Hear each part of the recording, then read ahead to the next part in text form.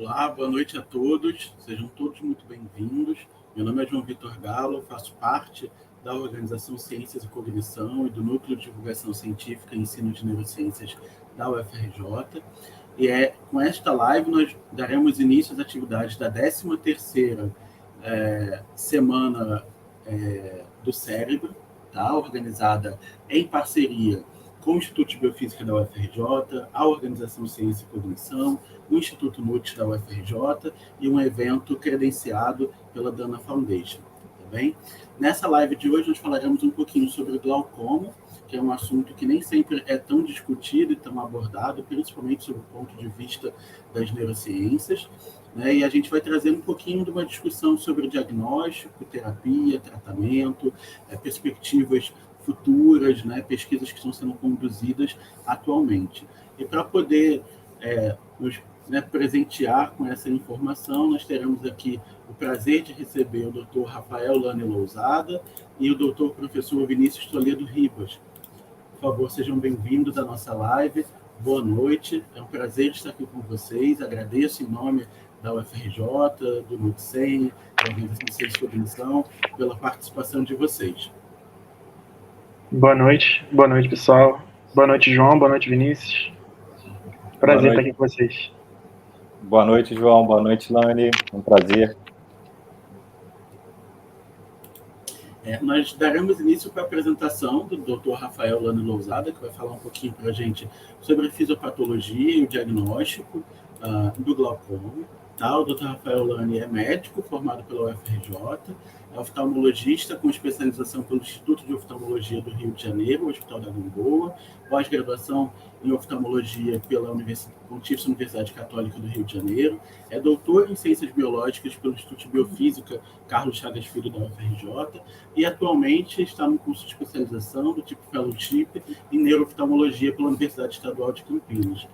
Dr. Rafael, fique à vontade, pode começar a sua apresentação.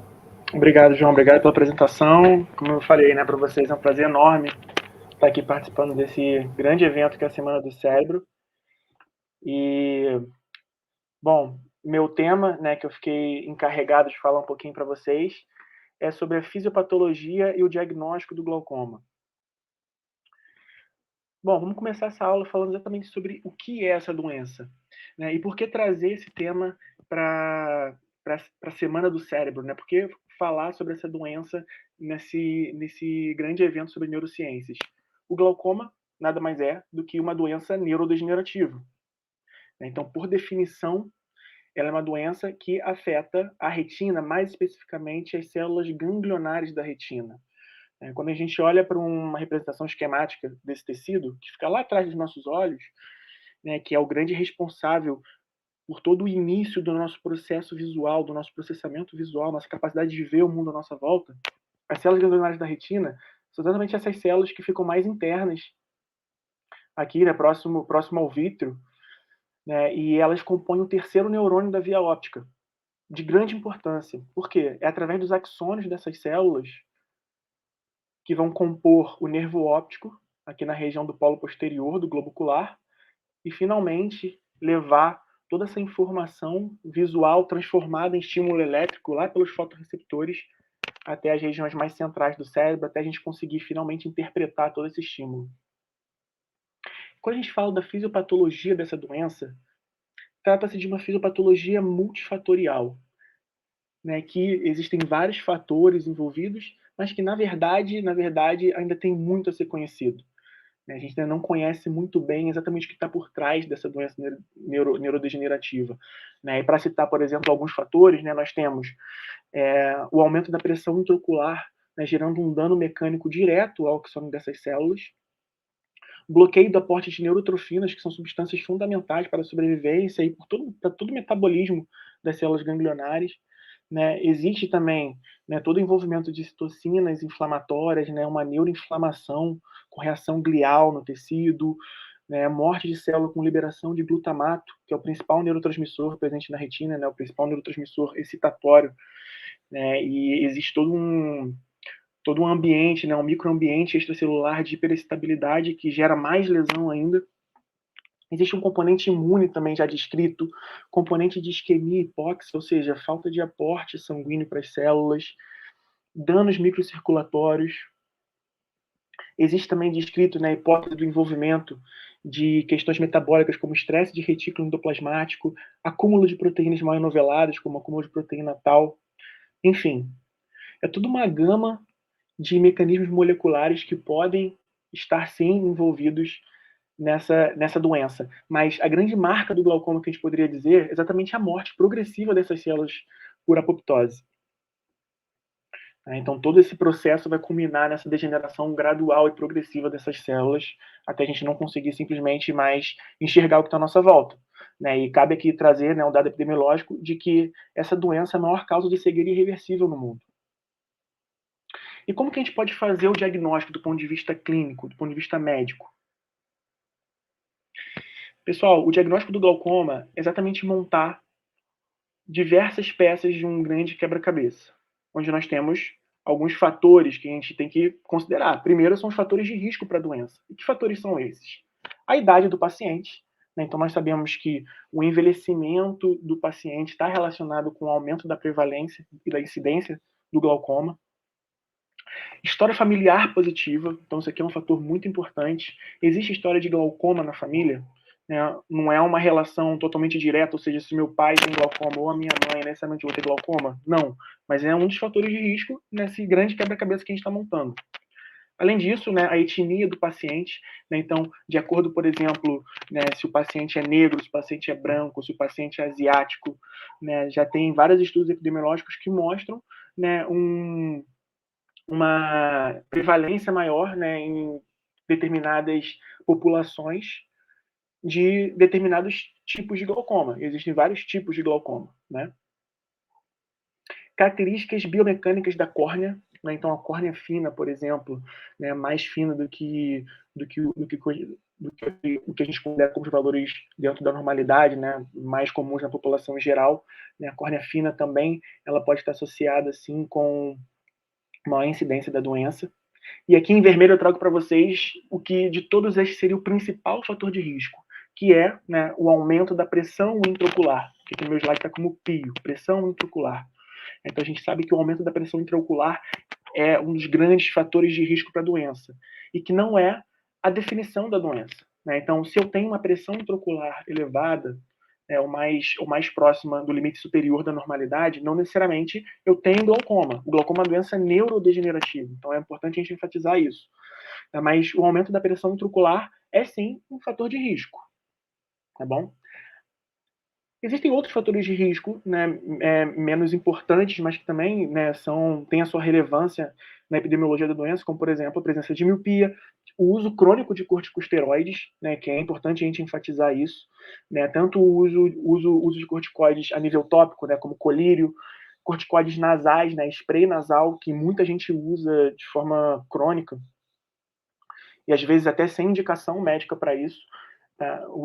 Os corticosteroides orais, tópicos, em algumas pessoas pode sim levar ao aumento da pressão intraocular, e como eu já expus aqui, é um fator de risco para a doença, e diversos outros fatores que já vêm sendo descritos na literatura. Então, nesse nosso conjunto, nesse nosso grande quebra-cabeça, além dos fatores de risco que eu expus, para o diagnóstico adequado do glaucoma, a gente continuar completando essas pequenas peças para a gente chegar, enfim, ao diagnóstico correto do nosso paciente, a gente lança mão de exames. E dentro desses exames, nós temos exames estruturais, dentre eles a fundoscopia, ou seja, análise do fundo de olho, a avaliação da camada de fibras nervosas em volta da papila, que é o disco óptico, e o complexo ganglionar, ali na região da mácula. Eu vou explicar melhor o que é cada coisa aqui, para não ficar muito abstrato tudo isso. E exames funcionais, que é o campo visual e o eletroretinograma. Então, a gente lança a mão dessas duas grandes categorias de exame que tem que ser feitas em paralelo, tanto estruturais como funcionais. Começando aqui pelos exames estruturais, o que a gente busca ver? Então, quando a gente olha um fundo de olho, então aqui é uma retinografia colorida, a imagem da retina do paciente saudável. Tá? Quais são, nessa bela imagem, onde nós vemos os vasos sanguíneos, aqui mais à minha direita, nós temos a cabeça do nervo óptico. É aqui onde os axônios das células ganglionares confluem para formar o nervo óptico. E essa região central aqui mais escurinha, a gente chama de mácula. né, que é a principal região da nossa acuidade visual.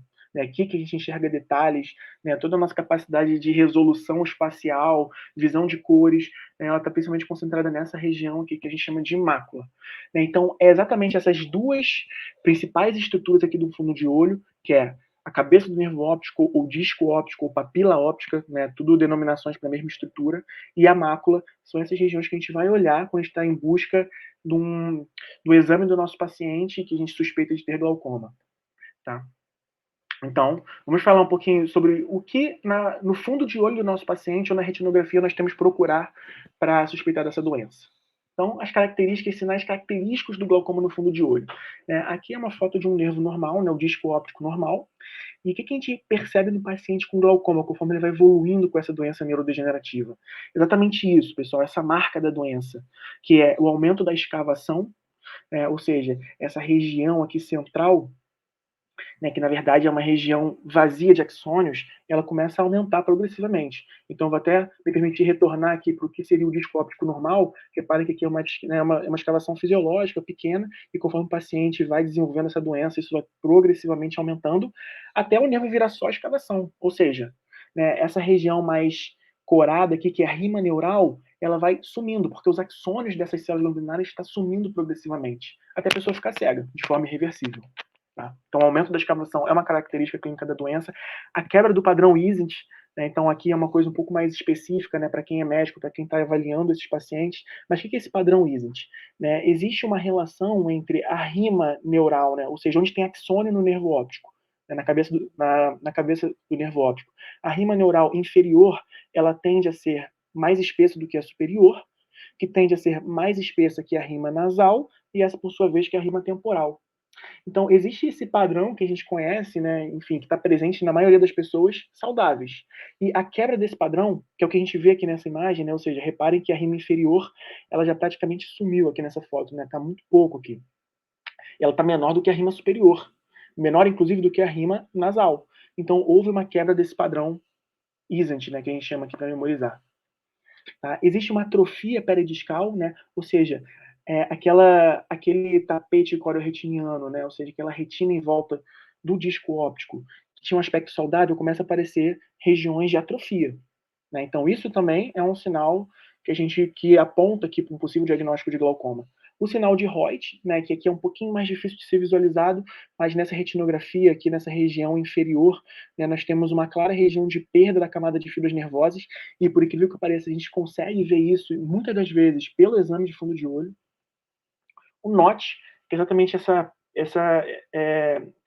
perda praticamente completa, né, da rima neuroretiniana, onde essa escavação ela invade até a borda aqui do disco óptico em alguns pontos. Então, isso também é um sinal muito característico da doença. E o aumento dessas estriações da lâmina crivosa. Então, onde está essa região de escavação, né, esses poros aqui começam a aumentar. Né? Reparem que existem vários pequenos poros no centro do disco óptico desse paciente com glaucoma avançado. Né? E esse aumento dessas estriações da lâmina crivosa também aponta para um remodelamento que está ocorrendo nessa região, né? Ou seja, um processo neurodegenerativo. Tá? Então, aqui, por exemplo, é um esquema, né, de um corte histológico dessa região, onde nós temos aqui o início do nervo óptico, a cabeça do nervo óptico, né, e com o tempo, né, onde nessa parte mais proximal, que é onde tem a lâmina crivosa, que eu mostrei para vocês, né, com o tempo, essa região ela vai se escavando, ela vai se remodelando. Isso é muito característico do glaucoma, tá bom? Além disso, nós temos também a assimetria da escavação. O que seria isso? A assimetria da escavação, ou seja, comparando um olho com o outro, o meu olho direito com o meu olho esquerdo, existe uma escavação maior, né, a partir de determinado nível, maior do que o olho contralateral. Então, a assimetria entre os olhos também nos apontam para um possível diagnóstico da doença. Mas nenhum desses sinais que eu falei para vocês é patognomônico. Então, tudo isso, né, ou seja, nenhum desses fala que é glaucoma.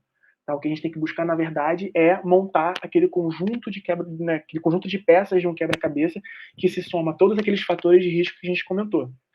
Tá? Outros exames que a gente pode lançar mão também, do ponto de vista estrutural, são esses que eu assinalo para vocês aqui.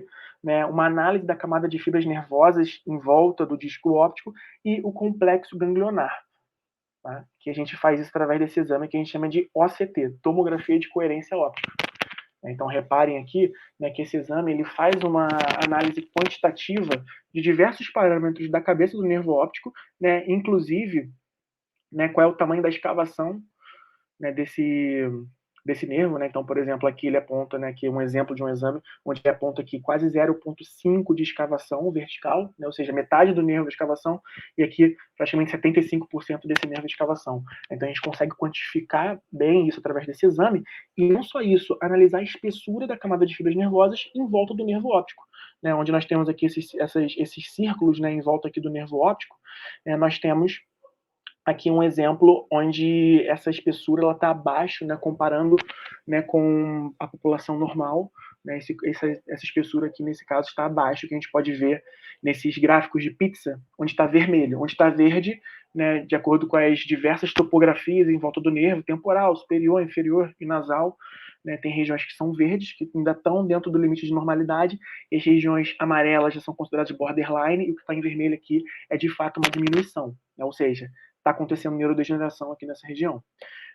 Não só olhando para o nervo em si, mas chamando a atenção aqui para o complexo, que a gente chama de complexo de células ganglionares, né? O complexo ganglionar, que é tanto, a gente considera essa camada de fibras nervosas, como o corpo celular dessas células aqui que estão nessa cor vinho, né? E o seu dendrito na camada plexiforme interna. Ou seja, esse conjunto, que é exatamente onde está essa célula. A célula ganglionar é uma célula que está presente tanto na retina, e ela vai até regiões subcorticais, ali no cérebro, né?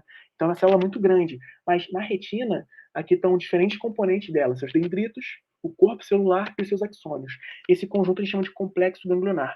E, né, a tecnologia ela já nos permite analisar esse complexo ganglionar por OCT, por tomografia de coerência óptica, na região da mácula.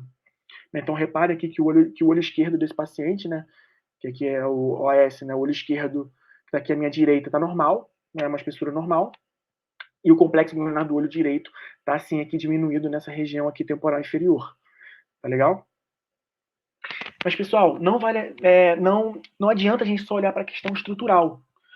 Tá? A gente tem que olhar também para a função dessas células. Esses dois tipos de exame para o diagnóstico do glaucoma ocorrem em paralelo. Então, de exames funcionais, eu chamo a atenção aqui primeiro para o campo visual, que sem dúvida nenhuma é o exame mais realizado na prática clínica, onde a gente mede exatamente a periferia do campo visual do nosso paciente. Onde aqui já é um paciente que está começando a aparecer essa região escurecida aqui na inferior, então já está começando a aparecer um escotoma nessa região, já um degrau nasal, enfim, várias características que apontam para o possível diagnóstico de glaucoma, e com o tempo, por ser uma doença progressiva, vai acontecendo que essas manchas escuras no campo de visão do nosso paciente, ela vai aumentando até o paciente ficar com uma visão tubular, e nos casos mais avançados e irreversíveis, que o tratamento já não está mais dando conta, o paciente evolui para a cegueira total, ou amaurose, tá bom? Ou seja, perda de percepção luminosa. Além desse exame de campo visual, né, que ele começa a estar alterado ali, né, alguns dados epidemiológicos nos mostram a partir de 30% até 50% das células ganglionares já degeneradas, aí sim a gente começa a ter perda de campo visual, ou seja, é um achado funcional que é tardio. Existe um outro exame que a gente pode lançar a mão na nossa prática clínica, apesar de não ser muito usado, que é o eletroretinograma. O que esse exame mede? Né? Esse exame mede exatamente a função bioelétrica das células ganglionares. E, principalmente, né, esse aqui é o grande representante, né, de todos os possíveis exames de eletroretinograma que a gente pode usar para esses pacientes, é o eletroretinograma padrão, né, que é um estímulo padronizado, né, com regiões pretas e brancas, né, então quadrados escuros e quadrados brancos, onde a reversão do contraste é o estímulo. Né? E esse exame ele consegue exatamente isolar, né, como essas células ganglionares têm esse padrão de campo visual on-off bem estabelecido, esse exame consegue isolar a atividade bioelétrica dessas células. Então, é um estímulo padronizado, onde o estímulo é a reversão do contraste, e a gente faz exatamente uma modulação temporal e espacial desse contraste, ou seja, eu posso diminuir progressivamente o tamanho desses quadrados, em outras palavras, aumentar a minha frequência espacial, né, e posso modular também o aspecto temporal, né, com qual velocidade que esse contraste ele é revertido como estímulo. Né, e é um estímulo com uma luminância média constante. Isso é fundamental para a gente não estimular os fotorreceptores, nem, né, porventura, as células bipolares, ou seja, as outras células da retina. Tá? Então, esse estímulo nos permite exatamente isolar a atividade bioelétrica das células ganglionares, que são o protagonista celular nessa doença. Tá bom? E diversos estudos já mostraram as vantagens da gente lançar a mão desse exame na propedêutica do glaucoma. Então, por exemplo, a gente observa, né, estudos que mostram que no glaucoma inicial, a amplitude do PERG, né, que é o eletroretinograma padrão, já está diminuída em relação aos pacientes saudáveis, controles. Tá? Além disso, né, um estudo longitudinal de 10 anos acompanhando pacientes hipertensos oculares, né, ele pôde nos revelar uma capacidade do PERG como preditor de pacientes que vão desenvolver glaucoma com uma boa sensibilidade, uma boa especificidade. Tá? Num adiantamento aí de 4 anos antes da pessoa começar a desenvolver o glaucoma. Ou seja, pacientes com hipertensão, com diagnóstico de hipertensão ocular, que é um fator de risco, tá? Esse exame consegue predizer, com 4 anos de antecedência, o desenvolvimento futuro do diagnóstico. Ou seja, é um exame fundamental para a gente detectar exatamente o sofrimento celular antes dessa célula se degenerar, né, de forma definitiva. Então, isso se revela, por exemplo, em estudos que mostram que pacientes controles, né, onde nós temos aqui campo visual normal, né, não tem nenhuma lesão a nível do OCT, que é a tomografia de coerência óptica, e o PERG normal, né, com a amplitude da onda P50 e da N95, né, que são os dois grandes parâmetros que a gente olha, pacientes com glaucoma, né, glaucoma diagnosticado, com perda de campo visual, diminuição da camada de fibras nervosas e do complexo ganglionar no OCT, diminuição do PERG, né, ou seja, as células estão degenerando, o campo está diminuindo e bioeletricamente essas células claramente estão sofrendo. Mas reparem que aqui, né, nessa terceira linha de gráfico vertical, nós temos um paciente hipertenso ocular, com campo visual normal, OCT normal e redução da amplitude do PERG. Ou seja, o OCT, a gente costuma considerar que ele é um bom exame para avaliação do glaucoma pré-perimétrico, ou seja, são aqueles casos, né, daqueles 30% a 50% de morte celular antes do nosso campo visual começar a diminuir, a gente chama, é um bom exame pré-perimétrico. Mas a gente pode afirmar também que o PERG, o eletroretinograma padrão, ele é um bom exame, inclusive pré-OCT. Né? Por quê? Porque, né, a gente já sabe, né, e vários modelos, né, de representação desse processo degenerativo já tem até nos referenciado bastante essa questão que antes dessas células morrerem, elas sofrem bioeletricamente. Exatamente isso que o PERG está aferindo. Tá bom? Então, esse estudo mostrou exatamente uma diminuição, né, nesses diversos parâmetros do PERG, onde nós temos a amplitude normal e o paciente com glaucoma e paciente hipertenso ocular sem glaucoma com parâmetros semelhantemente reduzidos. Tá legal? Como conclusão, pessoal, falando sobre exatamente a fisiopatologia, é uma questão multifatorial, tá? Ainda pouco conhecida, então os estudos de ciência básica são fundamentais para a gente poder debruçar melhor sobre a fisiopatologia dessa doença. O diagnóstico, como mostrei para vocês, é um estudo de múltiplas peças de um quebra-cabeça. Então não tem só uma coisa, meu paciente está com hipertensão ocular, tem glaucoma? Não. Para poder dar o diagnóstico da doença e partir finalmente para o seu tratamento, né, que o professor Vinícius vai falar agora na próxima exposição, nós temos que lançar a mão de várias peças de quebra-cabeça, tanto fatores de risco como exames clínicos. E eu trouxe para vocês também a relevância de estudar tanto os parâmetros estruturais quanto funcionais em paralelo. Então a gente tem que olhar para essas células de um ponto de vista estrutural como funcional. Tá? E lembrando aqui, né, o eletroretinograma como um importante instrumento para o diagnóstico precoce dessa doença, que vai detectar o sofrimento celular antes de haver a neurodegeneração por completo. É isso, pessoal. Muito obrigado. Muito obrigado, professor Rafael. Foi muito interessante a sua exposição. Eu mesmo aprendi demais aqui. Porque é interessante citar que esse evento, na verdade, essa data escolhida do dia 14, é, na verdade, uma grande coincidência, né, entre o início da Semana do Cérebro e o final da Semana Mundial do Glaucoma. Então, por isso exatamente que o tema da live do dia 14 foi esse.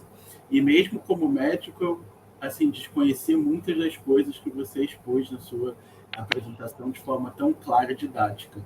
Muito interessante, realmente. Obrigado, João. Foi um prazer. Vamos agora, a gente vai voltar ainda com o professor Rafael para a nossa discussão, né? Mas agora vamos ouvir a contribuição do professor Vinícius Toledo Ribas. Seja muito bem-vindo, professor, à nossa live. O professor Vinícius possui graduação em Biomedicina pela UFRJ, mestrado e doutorado em Biofísica pelo Instituto de Biofísica Carlos Chagas Filho, também na UFRJ. Fez pós-doutorado da Universidade de Medicina de Göttingen, na Alemanha, e no Instituto do Cérebro da UFRN. Atualmente é professor da Universidade Federal de Minas Gerais, onde integra o Laboratório de Neurobiologia e possui ampla experiência em técnicas de microscopia, técnicas de transferência gênica utilizando vetores virais, e estuda mecanismos envolvidos com a neurodegeneração, com o objetivo de identificar potenciais alvos terapêuticos para esses distúrbios neurodegenerativos. Professor Vinícius, seja muito bem-vindo. Muito obrigado pela sua participação.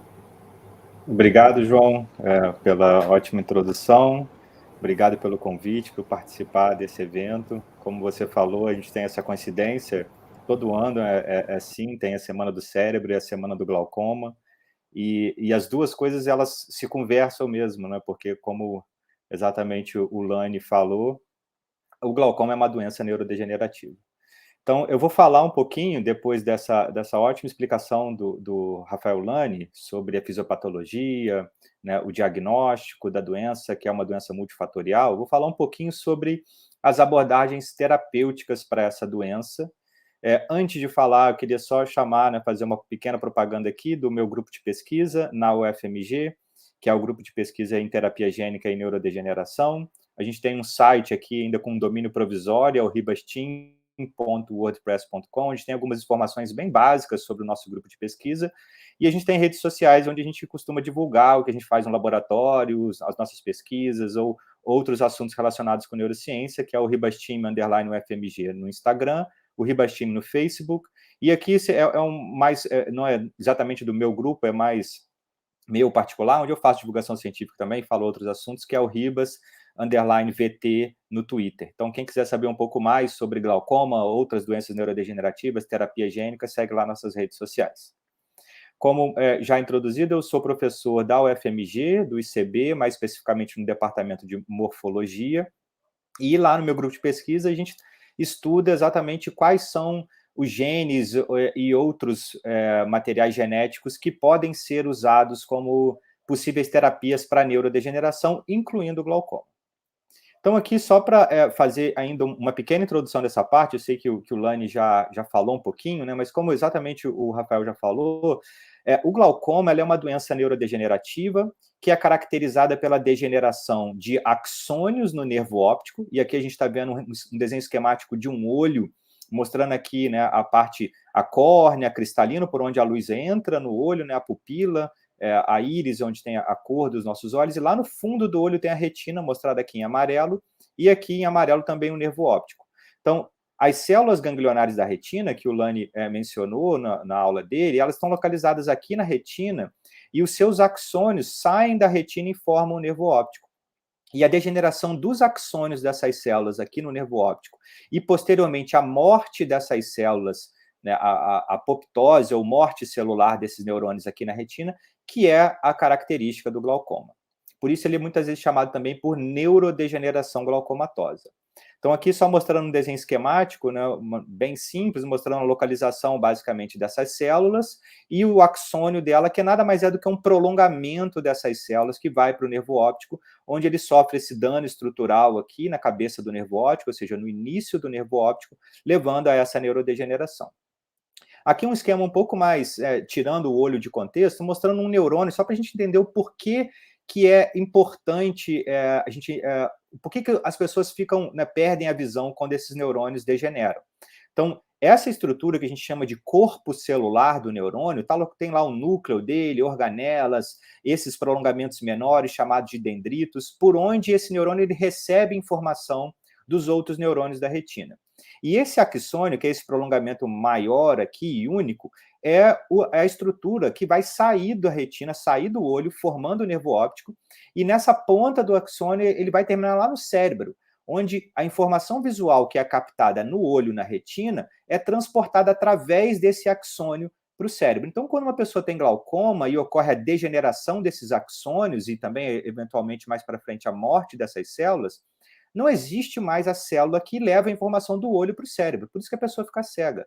né? A informação chega no seu olho, as células, outras células eventualmente podem estar funcionando, elas vão processar essa informação, o sinal luminoso, mas na hora dessa informação sair do olho e ir para o cérebro, onde a visão consciente é formada, isso não acontece porque essa célula foi perdida. Então, é isso que acontece no glaucoma, e como o Rafael Lano já falou, um dos principais fatores de risco do glaucoma, são vários, mas um dos principais, e é o que é modificável nos tratamentos, é a pressão intraocular. Então, se sabe que dentro do olho existe um fluxo de líquido, chamado de humor aquoso, que é produzido numa estrutura específica aqui, chamada de corpo ciliar, e migra para essa região mais anterior, ou seja, mais frontal do olho, onde é drenado por uma estrutura chamada de malha trabecular. Então, esse líquido ele é produzido e drenado constantemente no olho de uma pessoa normal.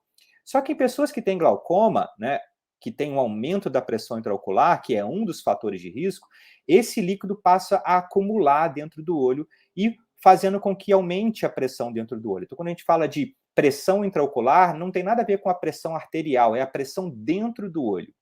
E esse aumento da pressão intraocular, chamado de PIO também, como o Rafael mencionou anteriormente, é uma das causas, não é a única, mas é uma das possíveis causas que pode levar à neurodegeneração daquelas células.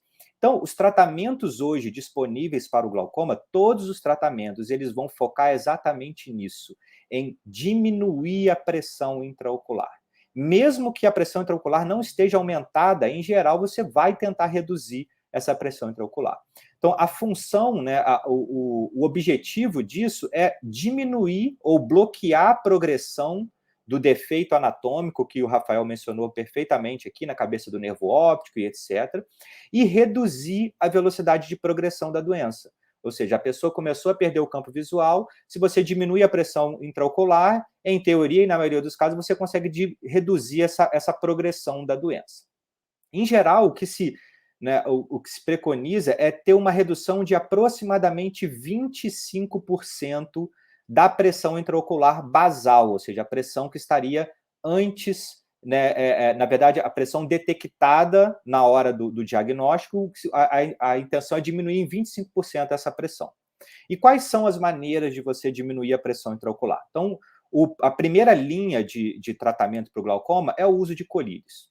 Então, esses colírios vão ser pingados no olho, né? E aí vai depender de qual tipo que é. Existem vários tipos diferentes, com vários alvos diferentes. Eu não vou entrar nesses detalhes, mas a função do colírio é, basicamente, promover a saída desse humor aquoso, ou seja, aumentar a velocidade de drenagem desse líquido dentro do olho, ou diminuir a produção desse líquido. Uma maneira ou outra maneira, ou às vezes pode até serem combinados, fazendo com que, então, essa pressão intraocular diminua no olho da pessoa e, consequentemente, a progressão da doença.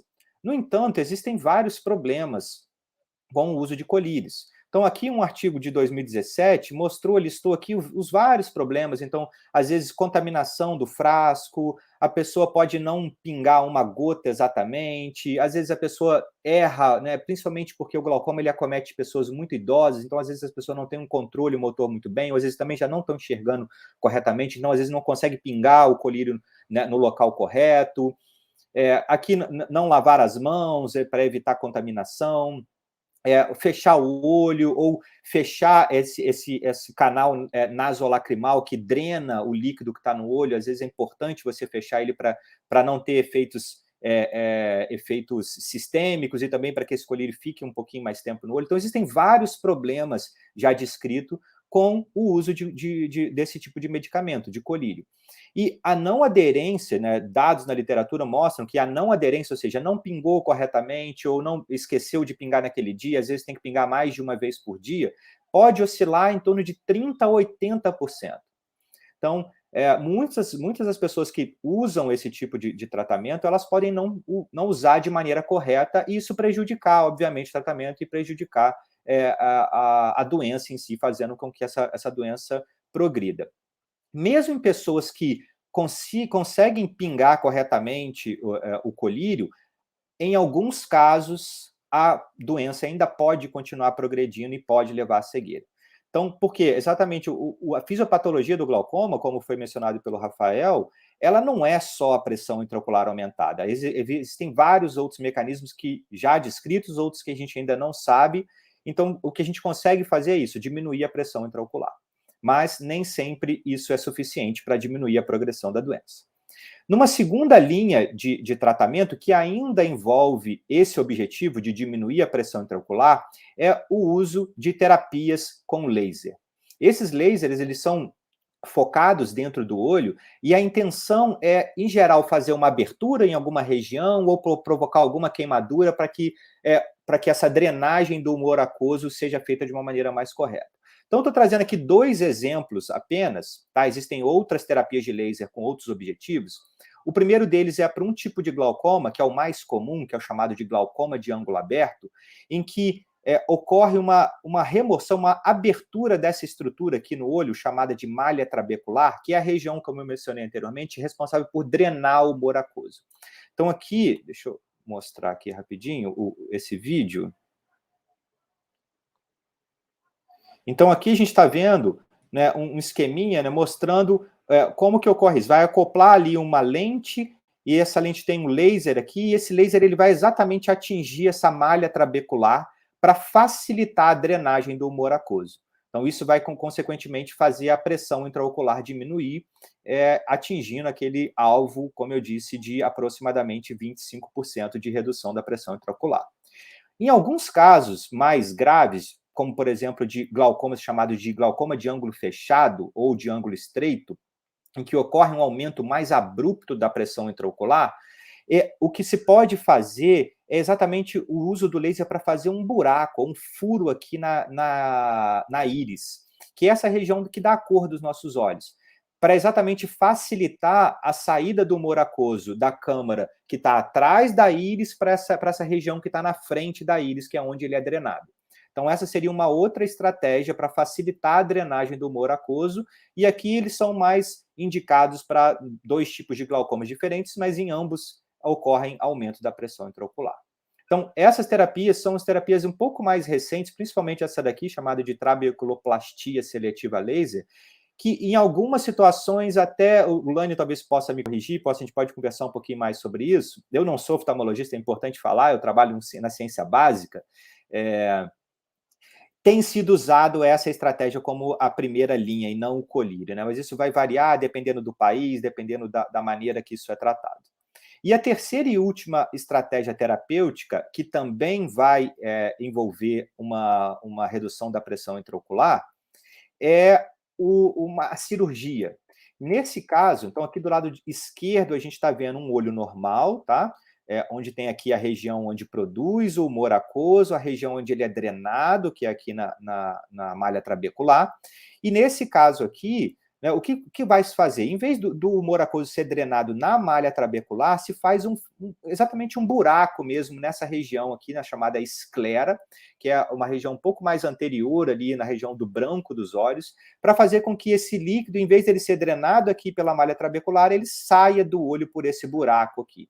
Né, foi feita uma abertura, isso vai formar ali uma pequena bolha ali na conjuntiva que vai sendo drenado constantemente. Então, com esse tratamento, também, né, a função, como eu disse anteriormente, é reduzir a pressão intraocular e, em geral, ele é usado em casos mais graves ou em casos que não estão respondendo pelos outros 2 tratamentos.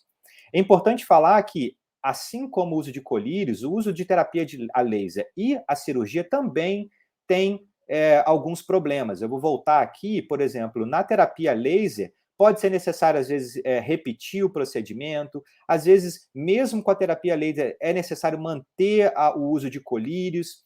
Por ser uma cirurgia, tanto a terapia laser quanto a terapia cirúrgica, existem riscos da própria cirurgia, como inflamações e etc. E também, para a terapia laser especificamente, um risco relativamente pequeno de desenvolver catarata, tá? Então, todos esses tipos de abordagens terapêuticas, elas possuem vantagens e desvantagens. É importante ressaltar que todas elas o objetivo é diminuir a pressão intraocular, e nem sempre quando você reduz a pressão intraocular, você consegue diminuir a progressão da doença. Então, por isso é importante desenvolver novas terapias para o glaucoma. E é isso que vários grupos de pesquisa têm focado, inclusive o meu grupo de pesquisa e o grupo de pesquisa da UFRJ, chefiado pela professora Hilda e o professor Rafael Linder, onde o Lani fez o doutorado e a gente colabora. Eu vou falar um pouquinho sobre 2 trabalhos nossos mais para frente. E quais são essas outras estratégias terapêuticas? Qual que é o objetivo dessas estratégias terapêuticas? Como mencionado anteriormente, o glaucoma é uma doença neurodegenerativa. Então, aqui está uma representação de um neurônio qualquer, como, por exemplo, a célula ganglionar da retina, tem lá o corpo celular, o seu axônio, e é através da ponta desse axônio que vai enviar a informação para o outro neurônio. Então, a célula ganglionar da retina, como eu disse, o corpo celular está lá no olho, o axônio forma o nervo óptico, e essa pontinha do axônio está lá no cérebro e envia informação para outros neurônios no cérebro que vão processar essa informação e vão dar a nossa visão consciente. Durante o processo neurodegenerativo, o que acontece? Esse axônio, que é esse prolongamento, funciona como se fosse um fio mesmo, ele vai levar potenciais disparos elétricos em direção a outro neurônio. No glaucoma, esse axônio, esse prolongamento, ele vai degenerar, fazendo o que a gente chama de degeneração axonal. Isso digamos, é a parte mais precoce do processo neurodegenerativo. E aqui a gente está vendo um neurônio que perdeu o seu axônio. Esse neurônio, mesmo que ele sobreviva à lesão, ele não consegue mais ter a função dele foi perdida, ele não consegue enviar informação para o próximo neurônio. E no glaucoma, o que acontece é que, mais tardiamente, esse neurônio ele vai morrer também. Então, e aí, nesse caso, já não existe nenhuma possibilidade mesmo desse neurônio voltar a enviar informação para a próxima célula. Então, as estratégias mais avançadas que estão sendo estudadas hoje em dia para o glaucoma é promover o que a gente chama de proteção ou neuroproteção, que coletivamente é proteger o axônio, não deixar esse axônio degenerar e não deixar o neurônio morrer. Ambos, a proteção do axônio e a proteção do corpo celular, ou seja, evitar que o neurônio morra, promover a sobrevivência do neurônio, é coletivamente chamado de neuroproteção e é uma das estratégias de terapias avançadas hoje em dia. Além disso, que está representado aqui, como que a gente pode recuperar esse neurônio? Além da neuroproteção, que está representada aqui nesses 2 primeiros palavras aqui, ou seja, promover a sobrevivência do neurônio e proteger esse axônio, evitar que esse axônio degenere, eventualmente para as pessoas que já perderam uma parte da visão, né, mas pela degeneração do axônio e o neurônio ainda esteja vivo, é importante fazer esse axônio crescer novamente.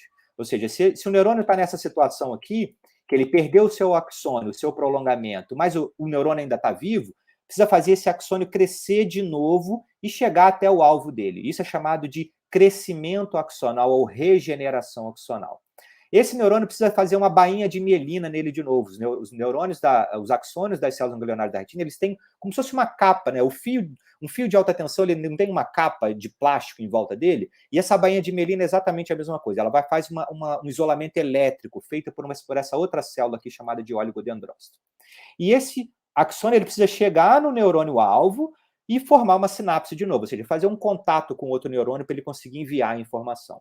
Então, várias das estratégias avançadas para o glaucoma, elas focam em todos esses processos, proteger o neurônio, fazer o axônio regenerar ou, eventualmente, regenerar a célula como um todo, fazer o axônio ser remielinizado e fazer esse axônio formar uma nova sinapse. Existem várias estratégias que estão sendo estudadas para isso, uso de medicamentos, e o que eu quero falar um pouquinho para vocês hoje é sobre o que a gente faz no laboratório e também o grupo da UFRJ, que é a terapia gênica. Né? O que é a terapia gênica? A terapia gênica nada mais é do que o uso de um gene ou qualquer tipo de ácido nucleico de maneira terapêutica. Você imagina aqui, então, uma representação bem simples, uma célula que ela está aqui numa cor meio rosinha aqui, uma célula que ela está defeituosa, ela não está funcionando direito. E você vai, bota um gene dentro dela, esse gene chamado de gene terapêutico, e essa célula agora fica saudável. Né, pensando no glaucoma, essa célula agora ela para de morrer, ou essa célula cresce os seus axônios, ela faz uma sinapse novamente. Então, essa seria uma terapia, uma possível terapia para o glaucoma, né, chamado de terapia gênica. Usar um material genético ou um gene de maneira terapêutica. E como que a gente faz isso? Qual que é a maneira que é mais utilizada para isso? É usando um vírus. Tá? Os vírus, eles são organismos especializados em pegar o material genético dele e botar dentro das células.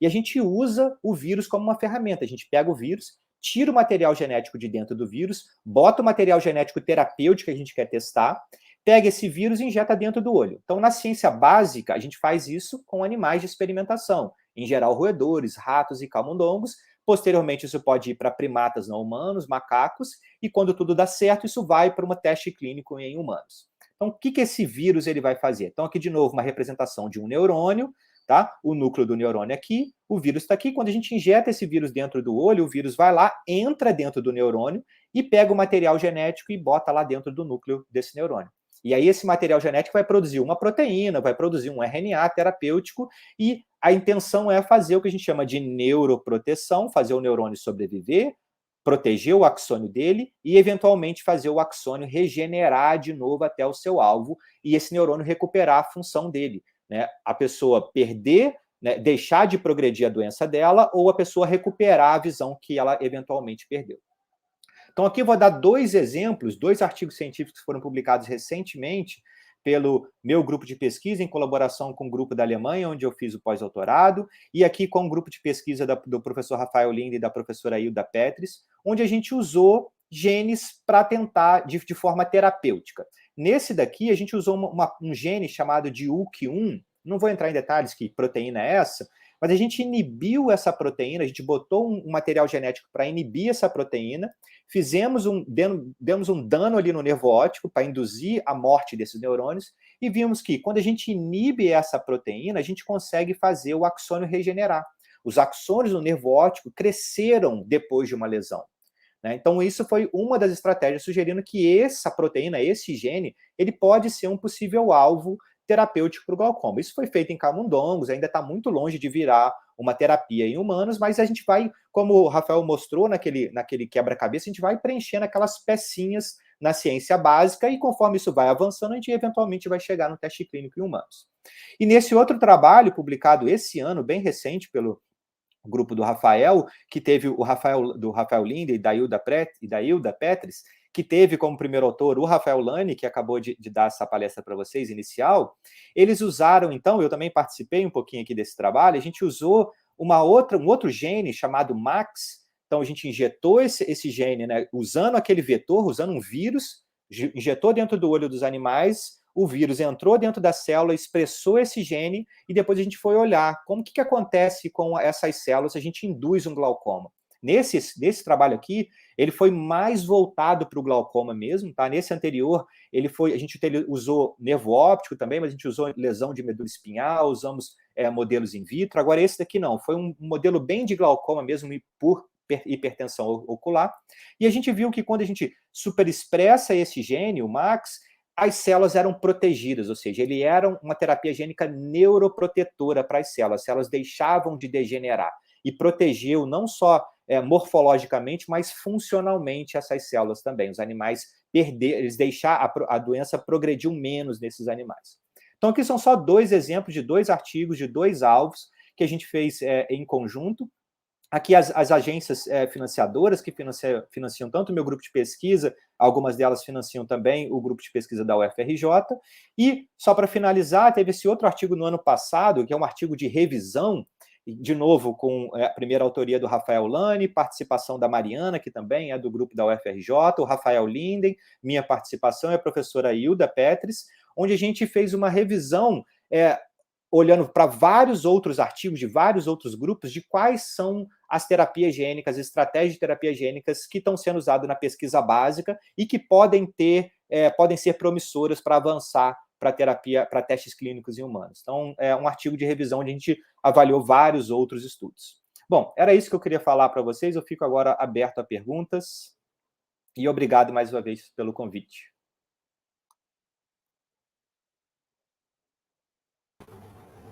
Obrigado, professor Vinícius, pela excelente apresentação. Novamente, muito interessante a sua contribuição, pensar nessas estratégias, né, todas de tratamento atuais, suas limitações, e pensar nessas perspectivas futuras, né? Quero convidar novamente o Dr. Rafael para fazer parte aqui com a gente, para a gente poder discutir um pouquinho. É interessante citar também, como foi mencionado pelo professor Vinícius, que essa live também é fruto, né, da colaboração entre o grupo de pesquisa do professor Ribas, da UFMG, da professora Hilda Petris e do professor Rafael Linden, na UFRJ. Né? Atualmente, esse grupo está sendo apoiado por um edital importante do CNPq, em parceria com o Ministério da Saúde e no contexto do próprio SUS, que é justamente do desenvolvimento de terapias gênicas avançadas que possam, em algum momento, ter uma aplicação no SUS. Né? Fiquei sabendo aqui agora que o professor Rafael teve um problema de conexão de internet, mas deve estar retomando já com a gente. Como eu já disse, o chat está aberto, né, para pergunta de todos aqueles que queiram fazer comentários. E nós já temos uma pergunta aqui, vou pedir para o nosso administrador projetar a pergunta do Marcelo. E ele pergunta se há trabalhos com o uso de CRISPR para fins terapêuticos. Eu posso responder essa.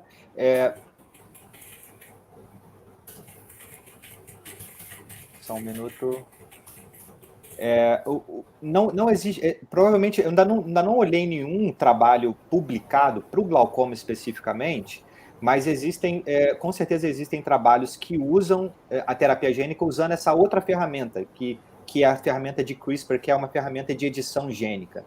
Então, com certeza existem trabalhos de ciência básica para neurodegeneração de maneira geral. Eu vou ficar devendo se existe algum já publicado para terapia gênica no glaucoma. Esse trabalho, esse edital, esse projeto que foi mencionado agora, que está em colaboração, que é coordenado pela professora Hilda, a gente está exatamente tentando utilizar o MAX usando a ferramenta de CRISPR. Então, a gente quer inserir o MAX numa região específica do DNA para superexpressar ele de uma maneira mais eficiente e ver se ele continua tendo o mesmo efeito ou se eventualmente um efeito mais eficaz para a terapia gênica, no glaucoma. Tá? Mas, de maneira geral, com certeza existem trabalhos com o uso do CRISPR de maneira terapêutica. Eu vou ficar devendo se existe algum já publicado para o glaucoma.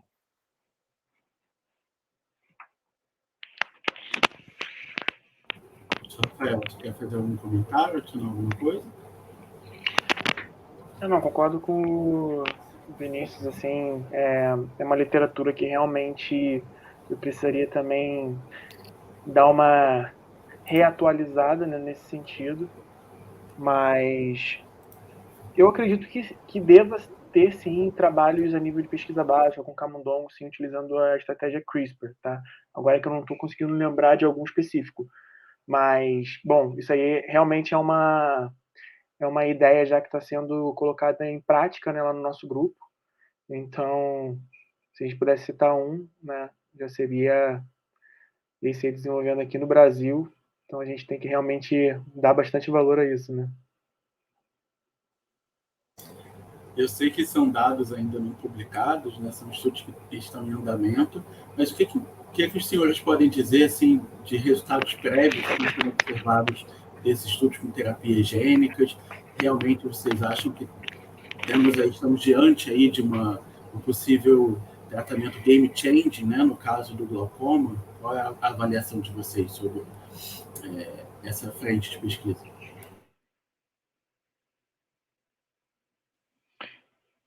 Quer falar, Alane? Pode falar primeiro.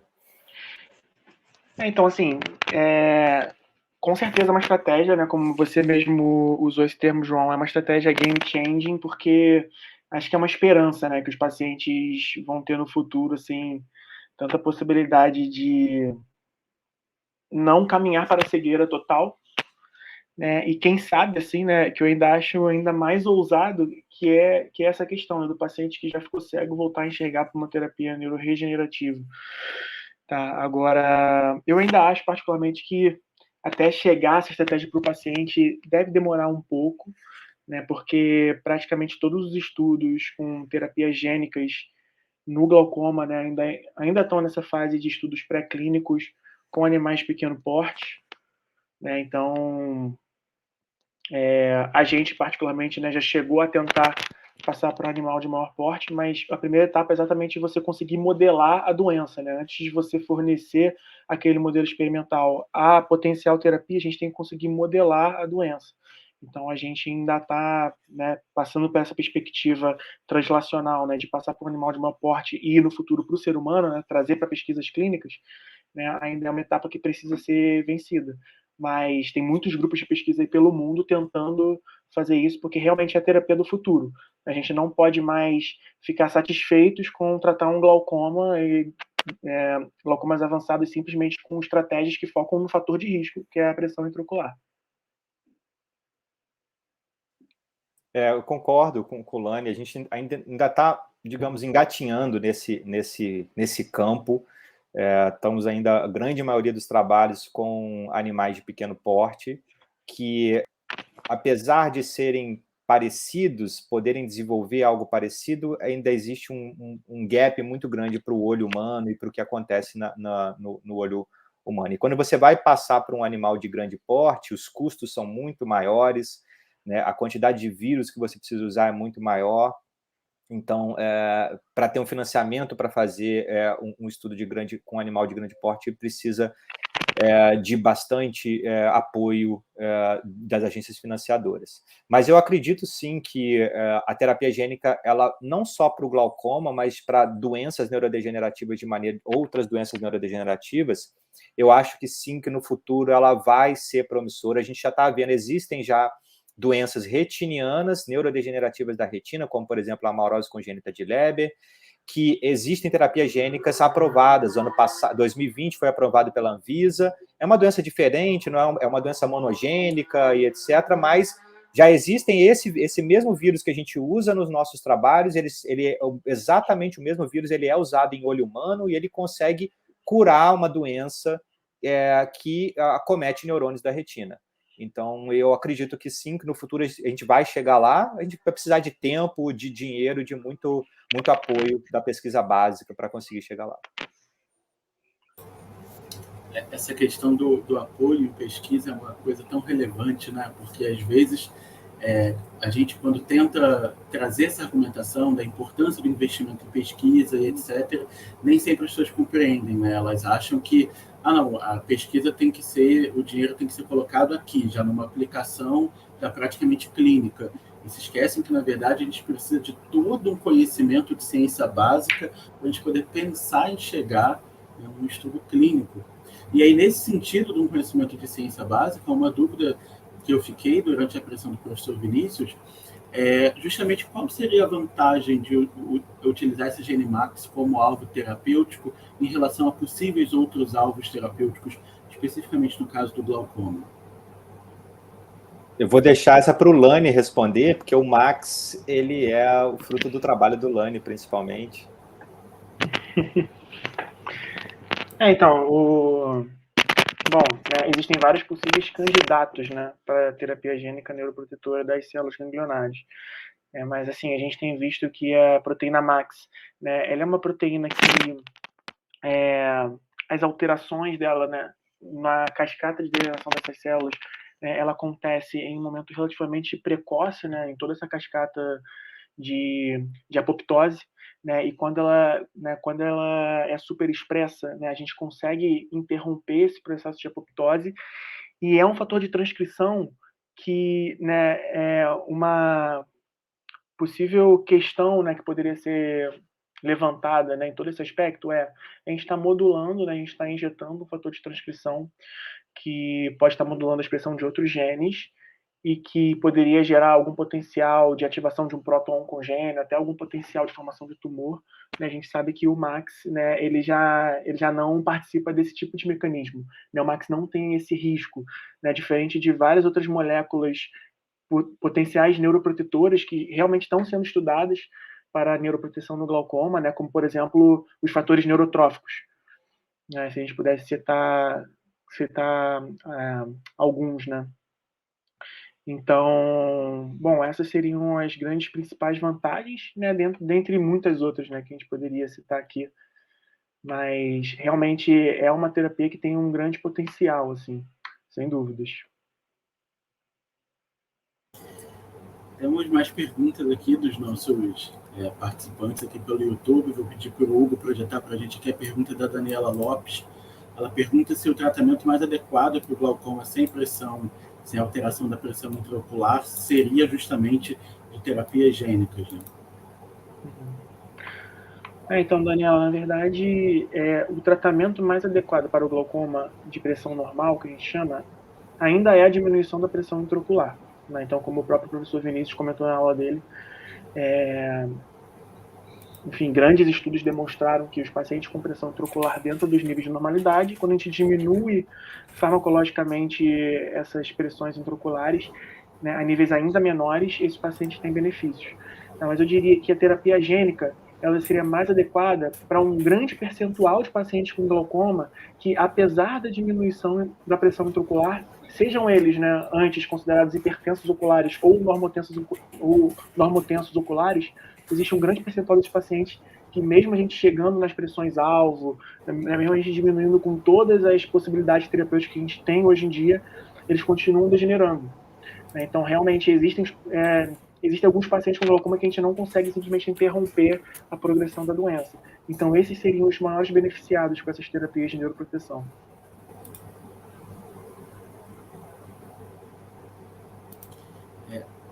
Temos outras perguntas aqui. Temos uma pergunta da Tainara, se eu puder projetar também, perguntando justamente como vocês desenvolvem esses vetores virais, como que se dá esse desenvolvimento.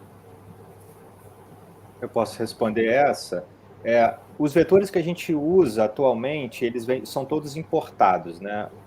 Os vetores usados na UFRJ pelo grupo do professor Rafael e da Hilda são importados da Universidade da Flórida por um colaborador nosso, e os vetores que eu tenho usado são importados da Alemanha de um outro colaborador nosso também. Mas, de maneira geral, como que a gente faz esses vírus? A gente pega a sequência do DNA, do gene que a gente quer expressar, e joga ele dentro de uma célula. E junto com a sequência do DNA que a gente quer superexpressar ou modular, que a gente quer que fique dentro do vírus, a gente joga um outro material genético que dá a instrução para essa célula produzir o vírus.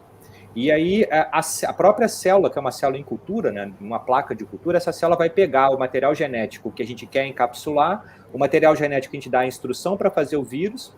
Esse material genético da instrução do vírus vai formar as proteínas que formam o vírus, vai formar a partícula viral, e essa partícula viral vai englobar o material genético do gene que a gente quer estudar. E aí depois a gente espera um tempinho para isso acontecer dentro da célula, a gente pega essa célula, tira ela, lisa ela, ou seja, quebra ela, para que ela libere os vírus, e depois a gente pega esse vírus e passa por vários processos de purificação.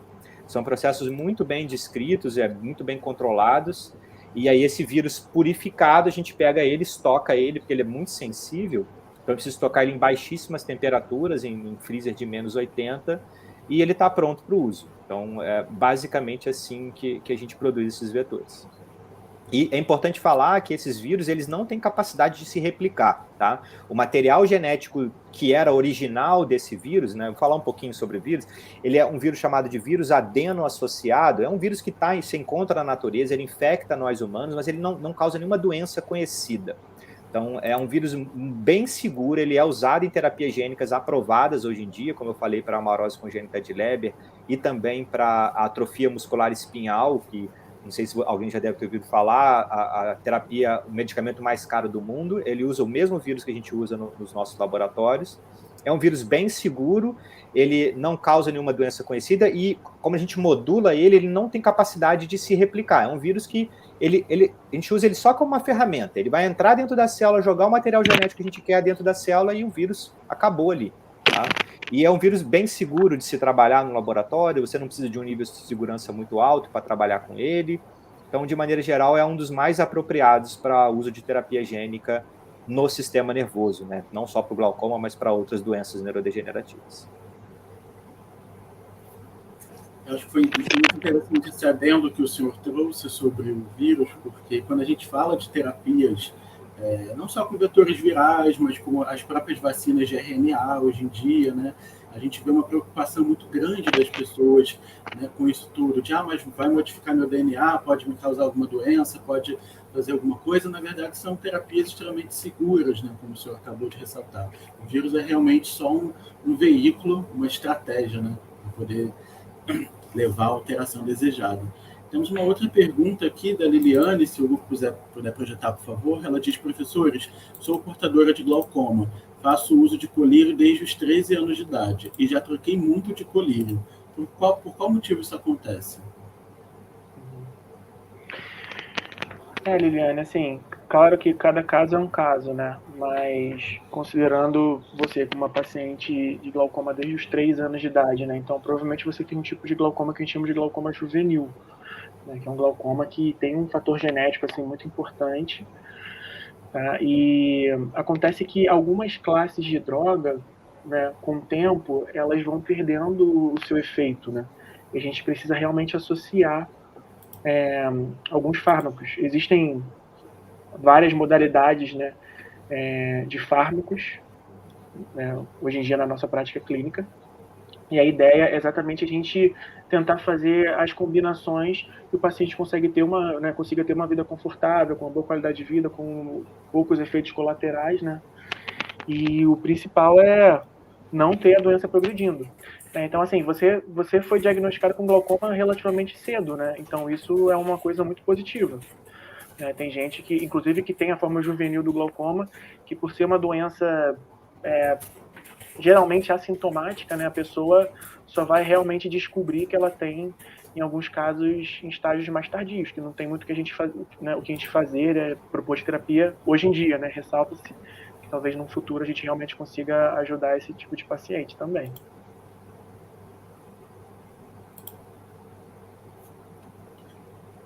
Legal. Temos outra pergunta aqui da Daniele.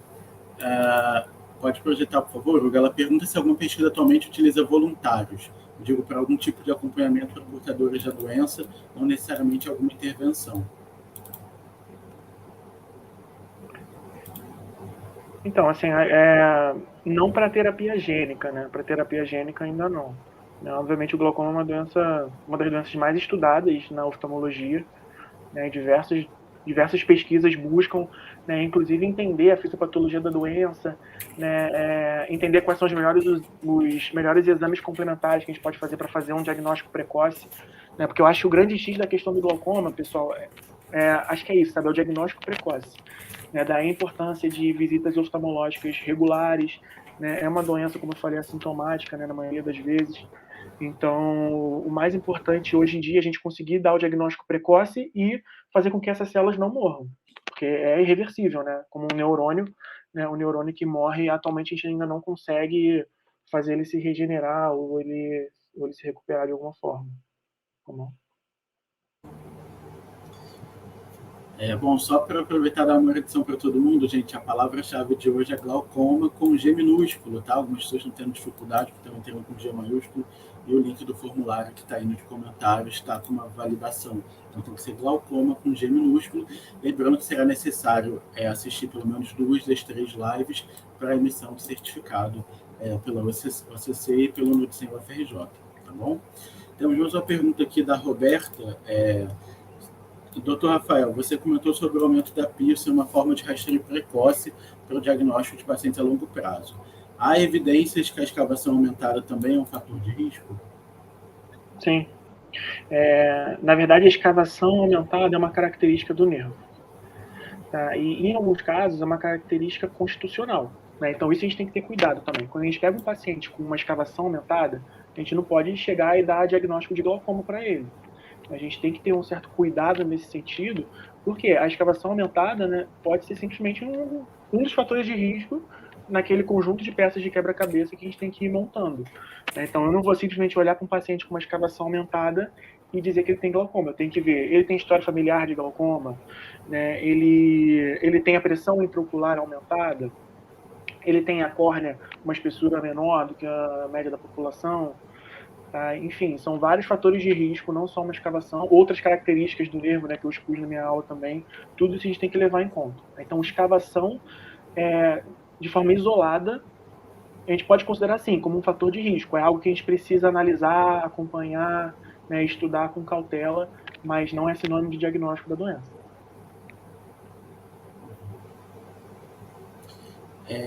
O Dio pergunta aqui se o uso desses vírus traz algum tipo de reação ou resposta imunológica. E, além disso, ele pergunta também se pode haver a necessidade ou a possibilidade de uso de mais de uma injeção com esses vírus, no caso do tratamento do glaucoma.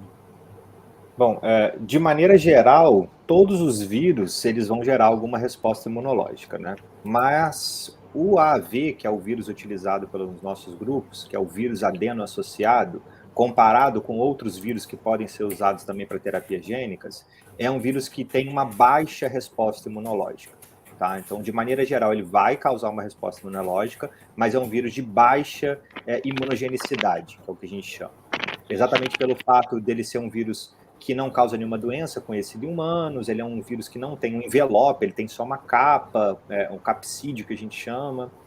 E um outro ponto importante, especificamente para o glaucoma, é que o olho, de maneira geral, ele é considerado, apesar de existirem controvérsias sobre isso, como uma região ou um órgão imunoprivilegiada.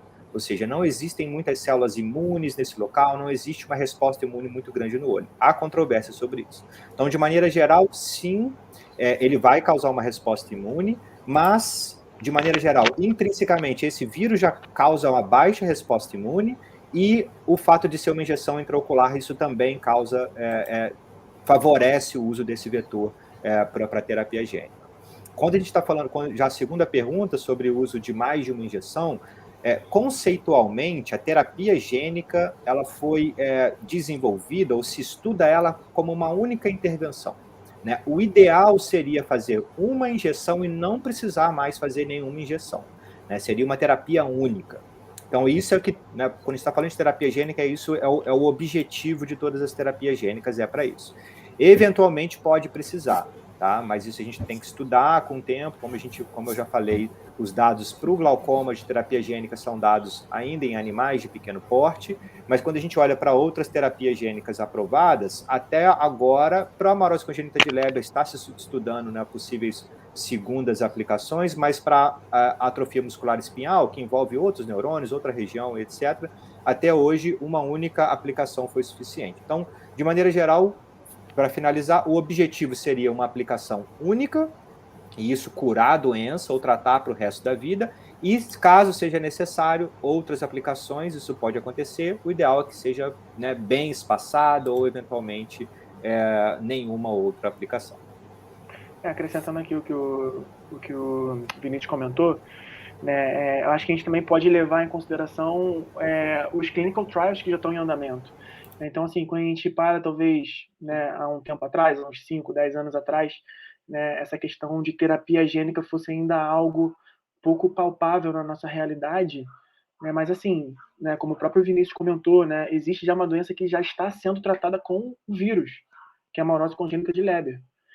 Né, que foi aprovada pelo FDA americano no final de 2017, então é uma aprovação também relativamente recente, e né, não só para a amarose congênita de Leber, mas né, existem vários estudos clínicos correndo em paralelo com terapia gênica para diversas outras doenças, né, inclusive oculares que afetam as células ganglionares, né, como por exemplo a neuropatia óptica hereditária de Leber e diversas outras doenças também que já estão em fases avançadas de clinical trials, eles vêm mostrando que os efeitos colaterais são muito pequenos. Então, inflamações inespecíficas, inflamações leves que são tratadas clinicamente. Então, de fato, assim, essa terapia gênica, né, principalmente falando sobre o vetor de vírus adeno associado, assim, ele tem um grande potencial de segurança para os nossos pacientes. Legal, muito interessante. Eu queria entender um pouquinho agora, para a gente conversar um pouquinho sobre assim, o que o paciente encontra hoje, né, atualmente, quando ele recebe esse diagnóstico. Eu não sei, professor Vinícius, como é ali em Minas Gerais, né, em BH, mas aqui no Rio de Janeiro, por exemplo, a oftalmologia é uma das especialidades que tem maior procura e fila mais longa no sistema de regulação da prefeitura, né? Junto com nefrologia, ali as duas estão muito disputadas, e agora, por causa do Covid, a pneumo também. E muitas vezes, até mesmo por uma característica de mostrar um resultado eleitoreiro, às vezes as prefeituras fazem assim, mutirões para tratar catarata, e etc., e dão uma diminuída na fila de demanda para oftalmologia, mas não necessariamente para consultas de oftalmologia geral. Isso é para o paciente com outras queixas que não apenas o diagnóstico de catarata.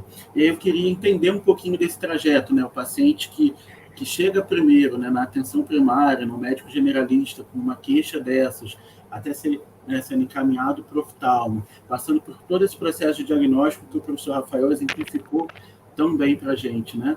O que ele vai encontrar de tratamento? O que vai ser a primeira linha? O que vai ser feito? Tanto a nível de serviço privado, mas quanto a nível de SUS. O que a gente encontra nesse sentido? Assim, o paciente chega na clínica da família, por exemplo, que eu acho que é um gargalo fundamental, né, em termos de saúde pública, inclusive pensando no glaucoma em si, tá, que é uma doença bastante prevalente, inclusive. Na clínica da família, a queixa que o paciente vai trazer para o médico de família em relação ao glaucoma não é nenhuma queixa sintomática.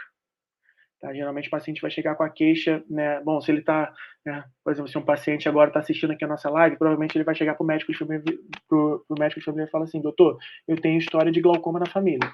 Meu pai tem glaucoma, minha mãe tem glaucoma. Então, né, eu acho que essa informação, né, saber disso, já é um grande ganho, porque a gente já começa a potencializar mais esse rastreio. Porque tem gente que simplesmente não sabe que a doença existe, né? Então, eu acho que esse é o pior cenário. Então, trabalharmos na divulgação da doença, né? O que é, né? Enfim, exatamente o que a gente está fazendo aqui. E o médico de família, né? Ele também já pode fazer uma triagem clínica, que é o exame de fundo de olho. Então, o exame de fundo de olho, por mais que ele não seja um médico especialista, né, ele já pode começar a conhecer o que é um nervo óptico normal, o que é um nervo óptico suspeito de glaucoma. E categorizando esse paciente como suspeito de glaucoma e não como glaucoma, não já iniciar um tratamento de cara, mas realmente aí tentar, né, passar por esse outro gargalo que seria a consulta oftalmológica. Mas, assim, sem dúvida, um gargalo muito grande é não saber o diagnóstico e não conseguir nem chegar na possibilidade de ser encaminhado. Tá? E uma vez no consultório oftalmológico, e uma vez diagnosticado de fato glaucoma, né, a gente vai propor o que a gente pode fazer hoje para o paciente, que é diminuir a sua pressão intraocular. Né, diversos estágios, né, a gente vai, claro também, cada caso é um caso, né, mas em geral a gente vai escalonando a abordagem terapêutica. A gente começa com um colírio, né, a gente sempre tenta dar preferência para aqueles colírios mais fáceis de ser usados, que não precisa pingar várias vezes ao dia, né, e que não gerem tantos efeitos colaterais. Então, tudo isso a gente tem que considerar. Então, a gente começa com uma droga, né? Um colírio, o paciente vai usando, e a gente vai acompanhando não só a sua pressão intraocular, mas a progressão da doença. Então, todos aqueles exames que eu falei, né? Tanto o fundo de olho como o campo visual, a gente vai acompanhando esses exames de forma seriada, longitudinalmente. Então, comparar o paciente com ele mesmo. Daí também a importância do paciente não sumir do consultório oftalmológico. Tá? Então, o paciente fez diagnóstico de glaucoma, gente, não tem que se desesperar. Tá? A gente está expondo aqui, né, é uma doença potencialmente grave, tá? Mas assim, o segredo de uma pessoa não vir a ficar cega pelo glaucoma é exatamente ela acompanhar de perto, tá? Porque existe muita coisa que a gente pode fazer, né? Não só um colírio, como associar um segundo colírio, associar um terceiro colírio, né? Propor as terapias com laser, né, que o professor Vinícius expôs na aula dele. Enfim, existem várias etapas. Tá? O importante é acompanhar de perto, o importante é não desistir, tá? Porque a gente sabe que usar um colírio todos os dias, a vida toda, imagina, não é uma coisa fácil. Tá? Então, esse paciente precisa realmente ser abraçado. Né? Precisa ser abraçado, precisa ser acompanhado. Tá? Esqueci de pingar um dia, no outro dia, bom, vida que segue, entendeu? Mas é importante entender a doença, tá? E entender tudo que a gente pode fazer para poder ajudar. Tá bom? Acho que é basicamente isso. Assim. Uma outra dúvida que eu tinha também, estava até conversando com os senhores antes mesmo de a gente começar a live, né? Atualmente no SUS o colírio que a gente tem disponível é o Timolol, né? Que é um beta-bloqueador que sempre foi muito utilizado para tratamento de glaucoma, mas nós temos vários outros colírios hoje em dia. Tem vantagens, desvantagens? Qual que é a primeira, qual seria o tratamento de primeira escolha hoje em dia? Ainda é o Timolol? Ou eles todos, no geral, têm um efeito semelhante ou não? Tem algum que é muito melhor do que outro? Como que a gente pode avaliar essas opções desses tratamentos menos invasivos, né? Sim. Bom, assim, a gente não pode olhar o paciente com glaucoma como um paciente necessariamente de livro, né? Então, acho também, eu acredito muito na abordagem personalizada, né? Do tratamento oftalmológico, do tratamento médico em si. Mas, assim, se a gente pudesse generalizar, tá? O tratamento de primeira linha que a gente tem atualmente são os análogos de prostaglandina, né? Que é uma classe de droga que ela consegue aumentar o escoamento do humor aquoso. Né? E um dos mecanismos que o professor Vinícius expôs, né, mas não necessariamente pela malha trabecular, mas um outro mecanismo secundário ali, tá? Essas classes conseguem fazer como se eles ajudassem a abrir mais o ralo de escoamento desse líquido. E por que eles são considerados primeira linha hoje em dia? Exatamente pela capacidade de diminuir a pressão intraocular.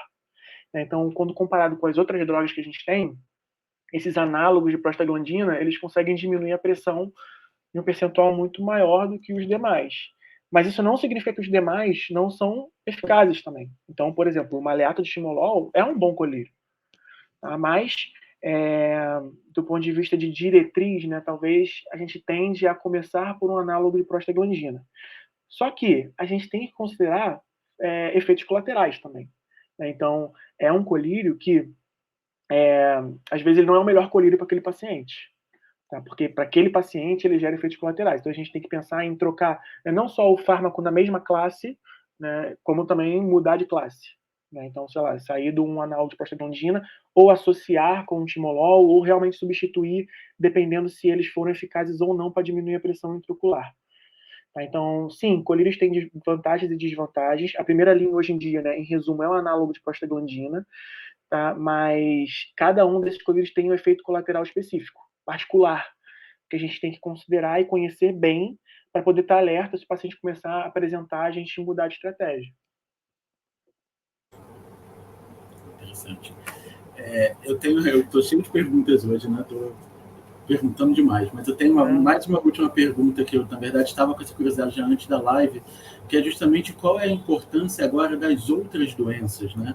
Porque a gente estava falando justamente do papel desse médico de família, que é justamente esse mediador do cuidado, tem que ser esse coordenador do cuidado, e aí a gente sabe que esses pacientes, no geral, têm outras comorbidades, né?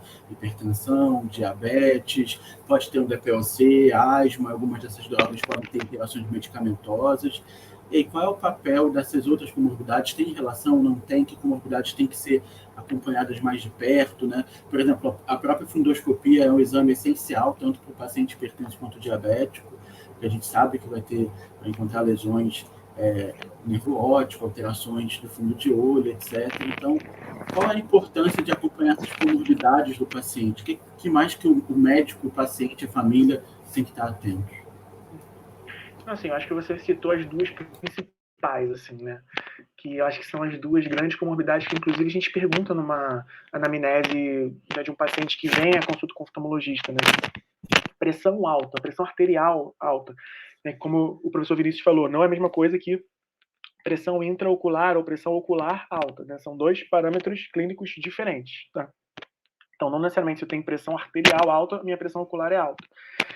Mas essas são as duas grandes doenças, né? Primeiro, porque são muito prevalentes mesmo.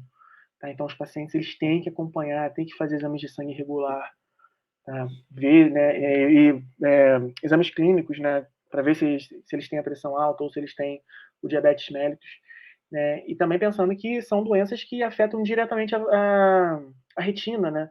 Porque são doenças que afetam os vasos do nosso corpo. Tá? Então, os vasos do corpo, né, como eu mostrei aquela foto da retina, né, como vocês puderam ver, né, a retina é um tecido muito vascularizado, né?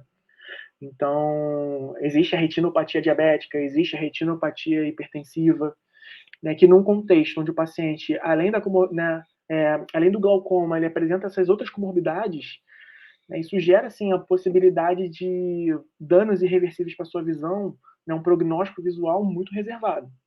Então, quanto menos comorbidades a gente puder acrescentar essa retina, né, esse olho desse paciente, é melhor. Então, sem dúvida, né, a triagem com o médico de família por um exame de fundo de olho, mais o encaminhamento para o oftalmologista é fundamental para a gente poder diagnosticar essas três grandes doenças de forma precoce: glaucoma, retinopatia hipertensiva e retinopatia diabética. No manejo do glaucoma é importante sempre a gente estar atento a outras doenças, como por exemplo asma, né, como você também falou.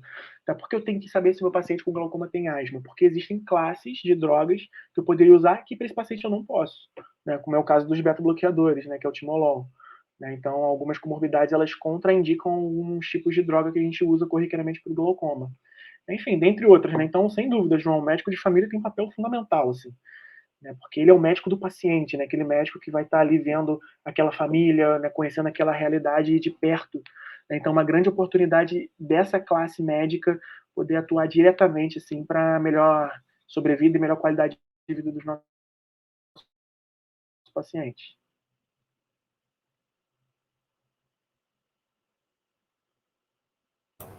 Estava fechado aqui. Tivemos mais uma colocação aqui interessante, se o Hugo puder projetar, que é da Liliane, novamente, né, que faz acompanhamento há bastante tempo, e ela citou assim, né, que realmente é um desafio usar o colírio para a vida toda, né, não é uma coisa fácil, mas ela coloca ainda o desafio financeiro, né, ela está usando um colírio atualmente que custa R$205 por uma quantidade pequena, né, 2,5 ml. E realmente isso é um grande gargalo, né, por isso que eu perguntei justamente o tratamento no contexto do SUS, né? Porque a gente sabe que essas medicações, no geral, quanto mais especializadas, mais modernas, no geral, mais caras, né? Sim, exato, né? Até ia comentar isso, né? Aquela primeira linha que eu falei para vocês, que é o análogo de prostaglandina, ele é um colírio bastante caro, né? Então, infelizmente, isso é um desafio muito grande que a gente tem para adesão do paciente para o colírio, né? Porque ele não só precisa usar um colírio a vida toda, né? Às vezes 2, 3 colírios, mas existe todo o ônus financeiro que isso acarreta. Tá? Então, isso tem que ser considerado, isso tem que ser conversado com o médico assistente, né, com o seu oftalmologista, sim, porque é um colírio que é a primeira linha para o tratamento, né, como eu falei. Por que é personalizado? Porque às vezes para aquele paciente não é. Tá? De que adianta eu passar um colírio que é muito caro, o paciente não vai conseguir comprar. Eu não vou conseguir o meu objetivo, que é diminuir a pressão intraocular dele. Então isso tem que ser colocado em questão, né, tem que ser conversado né, de forma reiterada com os nossos pacientes. Existem, além dessas terapias que a gente comentou, né, existem também outras possíveis abordagens, né, que não são necessariamente terapias gênicas, né, mas também outros dispositivos, né, por exemplo, dispositivos de liberação prolongada, né, onde a gente injeta um dispositivo dentro do olho, que aquilo vai ficar liberando, né, de forma constante aquela droga. Então, né, isso também para um futuro, até a curto, médio prazo, vamos dizer assim, né, para adesão dos pacientes, isso vai ser também um grande ganho. Né? Então, é uma outra frente aí de pesquisa, né, na área de glaucoma, exatamente a gente poder, com as terapias que a gente tem hoje em dia, como entregar esses tratamentos de uma forma que o paciente consiga aderir ao tratamento de uma forma melhor. Né? Então, às vezes, né, injeções trimestrais, semestrais, sem precisar ficar pingando o colírio todos os dias. Então, assim, existe muita esperança ainda para essa doença, existe muita pesquisa a ser feita, né? Então, assim, completando, né, tudo que o Vinícius e o João colocaram, existe muito investimento necessário a ser dispensado para essas pessoas que trabalham arduamente nesse sentido. Tá? Então, enfim, me sensibilizo, né, com a Liliane, né, que está nos ouvindo. Realmente é um desafio, mas assim, a gente tem que manter a esperança, né? Eu acho que tem muita coisa boa vindo pela frente aí que vai poder ajudar os nossos pacientes. Estamos chegando já no final da nossa live, né? Estamos já com 1h30 de duração. Mas tem mais uma pergunta aqui que eu acho que seria bem interessante para o professor Vinícius. Eu queria pedir para o projetar, que é da Mariana Trancoso. A professora Mariana pergunta se, além das terapias gênicas que foram citadas, se há terapias celulares sendo estudadas também no tratamento do glaucoma atualmente. Sim, Mariana, há sim terapias celulares sendo estudadas para o glaucoma. Mais uma vez, acho que não é do meu conhecimento nenhuma que já esteja em teste clínico em humanos, mas na pesquisa básica tem sim. Inclusive, tem um artigo científico, né, produzido pela UFRJ, num laboratório colaborador também do laboratório do Rafael Linde, onde eles usaram células-tronco, chamadas células-tronco mesenquimais, para tentar proteger as células e induzir regeneração dos axônios. Existe dentro do próprio laboratório, com o grupo da professora Mariana, em que ela usa não exatamente, pode ser considerada uma terapia celular, mas não é um enxerto, não é uma injeção de células, e sim a transformação de células gliais da retina em células ganglionares da retina para tentar recuperar essas células, né? Seria uma terapia regenerativa. Então, a terapia celular, ela entraria, acho que mais nessa parte de regeneração, de repor os neurônios que morreram e recuperar a visão de um paciente que perdeu a visão. Elas focam mais nessa parte específica, em vez de proteger o neurônio que está num processo neurodegenerativo. E é importante, assim, imaginar que talvez a terapia ideal seja uma combinação, né? E existem trabalhos que estão combinando essas coisas. Muitas vezes a terapia celular, você precisa modular geneticamente aquela célula para que essa célula haja de uma maneira terapêutica. Isso é uma combinação de terapia gênica com terapia celular. E coletivamente a gente chama isso de terapias avançadas. Então, existem sim trabalhos utilizando terapia celular, combinadas ou não com terapias gênicas, mas ainda é importante chamar atenção ainda na parte de pesquisa básica, a grande maioria delas. Bom, quero novamente agradecer a participação do Dr. Rafael, do professor Vinícius. Acho que foi realmente muito proveitoso, né? As explicações dos senhores foram excelentes, muito sucintas, muito claras. Acho que conseguimos abordar muitos pontos interessantíssimos. Então, quero agradecer a disponibilidade, né? Poder estar aqui com a gente, compartilhando o tempo, compartilhando o conhecimento. Quero agradecer a todos que nos acompanharam aqui pelo YouTube, né, no chat, uma participação muito intensa de todo mundo, muitos comentários, né, então um público muito, muito ativo. E quero convidar a todos para continuarem participando, acompanhando as nossas atividades da Semana do Cérebro, né, da terceira edição da Semana do Cérebro, nos próximos dias aí pelo YouTube do Ciências e Cognição, nos acompanhando no Instagram e em outras mídias sociais também. Vocês podem enviar sugestões, comentários, dúvidas, através de todas as mídias disponíveis. Tá? Muito obrigado à participação de todos. Nos encontramos nas próximas lives. Professores, novamente, muito obrigado pela participação. Se quiserem deixar algum recado final, o espaço está aberto. Mestre. Obrigado, João, pela apresentação, pela condução da live, pelo convite. Foi um prazer participar dessa live aqui junto com o Lani, que já tem um bom tempo que eu não vejo, né, Lani? E falar um pouquinho, né, bater esse bate-papo, assim, eu da pesquisa básica, o Lani da pesquisa básica também, mas mais para a parte clínica agora. Então, foi muito prazeroso. Acompanhem todas as atividades da Semana do Cérebro. Aqui em Belo Horizonte, a gente também está fazendo atividades no Palácio das Artes, no centro na região mais central de Belo Horizonte. A gente vai falar amanhã um pouquinho sobre glaucoma também, sobre neurodegeneração glaucomatosa. E tem várias atividades em várias universidades da Semana do Cérebro. E eu acho que é isso. Obrigado pela atenção de todos. Agradeço também muito por toda a equipe que pensou, né, em convidar a gente, né, me convidou concretamente. Então foi um grande prazer estar aqui com vocês, enorme mesmo. E, enfim, espero realmente ter conseguido agregar aí um pouquinho, né, de conhecimento tanto para as pessoas que estão pensando em entrar um pouco para essa área de pesquisa, como para os nossos pacientes também, né? Então, acredito que realmente tenha sido uma live bastante relevante, esclarecedora. Então, foi um grande prazer. Contem comigo aí porque vocês precisarem também. E é isso, pessoal. Boa noite a todos. Fiquem bem aí, se cuidem. Boa noite, muito obrigado a todos. Lembrando que o formulário para o certificado vai ficar disponível até o horário da próxima live de amanhã. Ele está disponível aqui no chat, junto com a palavra passe, que é glaucoma. Lembre de registrar lá para vocês poderem obter a emissão desse certificado e acompanharem todas as atividades da Semana do Cérebro. Como bem lembrou o professor Vinícius, envolve diversas universidades no Brasil inteiro. Boa noite a todos e encerramos a live por aqui. Boa noite. Tchau, tchau. Tchau, tchau, pessoal.